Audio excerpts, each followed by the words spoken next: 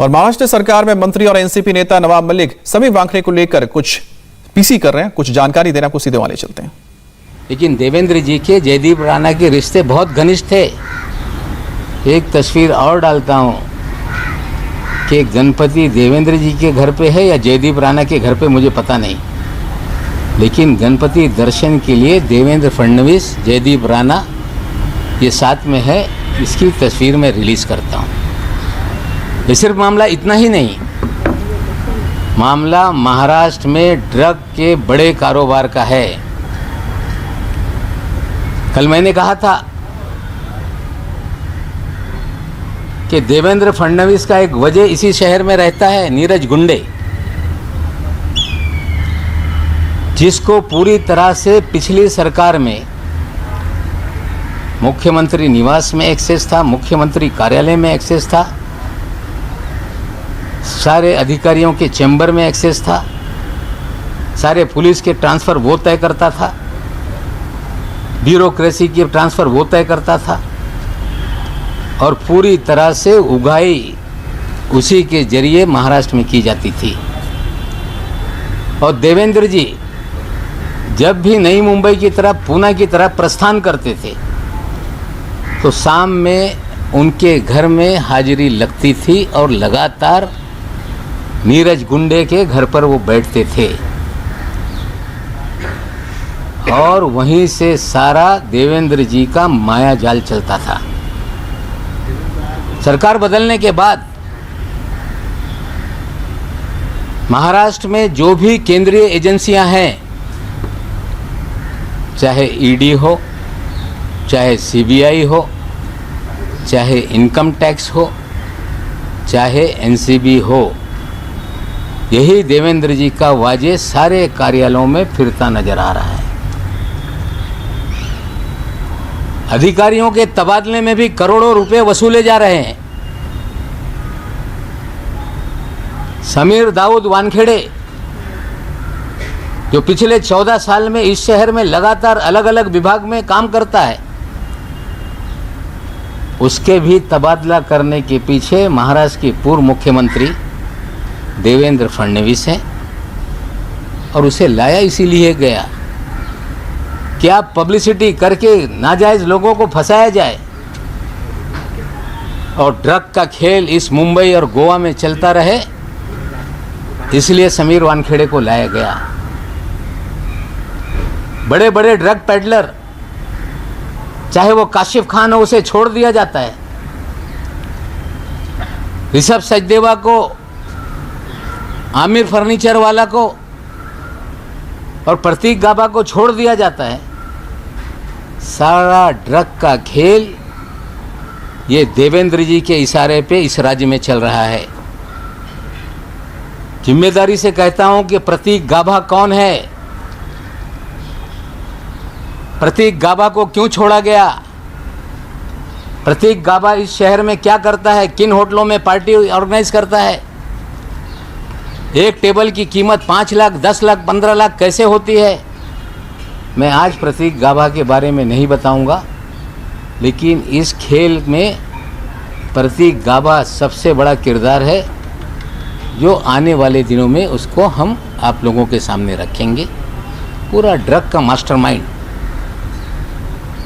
Drug के खेल का मास्टरमाइंड, हमें लगता है महाराष्ट्र का पूर्व मुख्यमंत्री है क्या, ये सवाल हमारे दिमाग में खड़ा हो रहा है।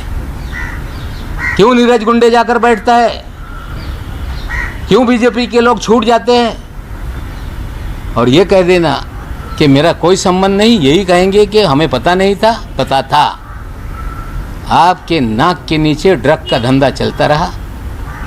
कई ऐसी तस्वीरें हम आगे लाएंगे जो ड्रग पेडलर हैं, जो भारतीय जनता पार्टी में हैं, थे, वो सारी चीज़ों को धीरे धीरे खोलेंगे। आपके मन में कोई सवाल होगा तो उसका मैं जवाब देने के लिए तैयार हूँ। सर, आप डायरेक्टली नाम बोल रहे हैं कि देवेंद्र फडणवीस ड्रग्स का काम करते थे, उनकी शाह पे सब कुछ हो रहा है। उनके संरक्षण में ड्रग का धंधा चल रहा है, चल रहा था। जिस तरह से जयदीप राणा की तस्वीरें आई, ये योगा योग नहीं कि वो उनके गाने का फाइनेंशियल हेड है। उसके बाद भी उनकी घनिष्ठता एक उनके घर की तस्वीर से दिखती है। जो देवेंद्र जी का वजह है, वो लगातार एनसीबी ऑफिस में बैठता है। पूरा ड्रग का खेल कहीं ना कहीं देवेंद्र जी के आशीर्वाद से महाराष्ट्र में चल रहा था, ये स्पष्ट है।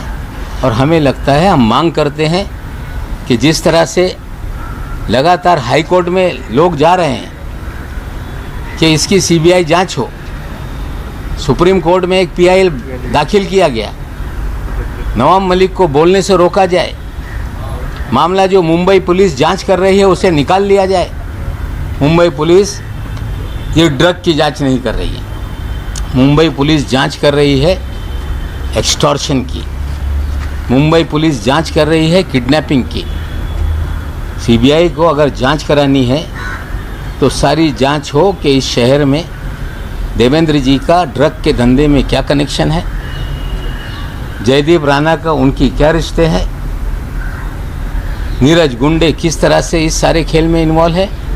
हम मांग करते हैं कि अगर उन्हें निर्दोष अपने आप को साबित करना है तो कोई जुडिशियल इंक्वायरी बैठ जाए या सीबीआई इसकी जांच करे, हम मांग करते हैं। नवाबजी, तुम्ही आता बोलताना असं म्हणालात की नीरज गुंडेजा हा फडणवीसांच्या काळातला वाजे, याचा अर्थ वाजे हे चुकीचं काम करतायत हे तुम्ही मान्य करता? हो, मान्य है।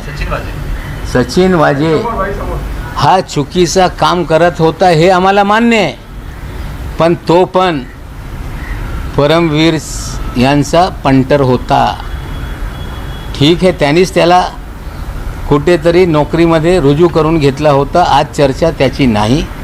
आज देवेंद्रजी या शहरामध्ये जे ड्रग रॅकेट आहे त्यांना संरक्षण देत आहे, वानखेडे यांना त्यांना आणलेलं आहे, हे प्रश्न आज मी उभा करते। धन्यवाद। ज्युडिशियल इन्क्वायरी कुणी सुरू करावी अशी मागणी? नाही, ठीक आहे, ज्युडिशियल इन्क्वायरी आता केंद्र सरकारने नेमली पाहिजे। तो अभी आप सुन रहे हैं, मागणी है कि सीबीआई के ट्रांसफर केलं पाहिजे। होय, ड्रग प्रकरणी सीबीआई तपास करू शकते। तो अभी आप देख रहे हैं कि नवाब मलिक प्रेस कॉन्फ्रेंस कर रहे थे। अपने प्रेस कॉन्फ्रेंस में उन्होंने बड़ा हमला बोला है देवेंद्र फडणवीस, जो कि पूर्व मुख्यमंत्री हैं महाराष्ट्र के, और उन्होंने सीधे सीधे आरोप लगाया है कि देवेंद्र फडणवीस के सरपरस्ती में पूरे मुंबई में ड्रग्स का कारोबार चल रहा है। यह बहुत ही बड़ा आरोप है और सीधा निशाने पर लिया है देवेंद्र फडणवीस को। और उन्होंने कहा है कि आने वाले वक्त में वो और भी खुलासे करेंगे, जिसके जरिए वो बताएंगे कि किस तरह से देवेंद्र फडणवीस मुंबई में पूरे ड्रग रैकेट को चलवाते हैं अपने लोगों के जरिए। यह बड़ा आरोप नवाब मलिक की ओर से लगाया गया है। और साथ ही साथ उन्होंने कई पिक्चर्स भी दिखा के सवाल उठाया कि आखिरकार नवाब मलिक ने सवाल उठाया कि देवेंद्र फडणवीस का ड्रग पेडलर्स के साथ क्या रिश्ता है। इंडिया टीवी हर वक्त हर जगह डाउनलोड करने के लिए सर्च करें India TV news Google play store या ऐप स्टोर पर।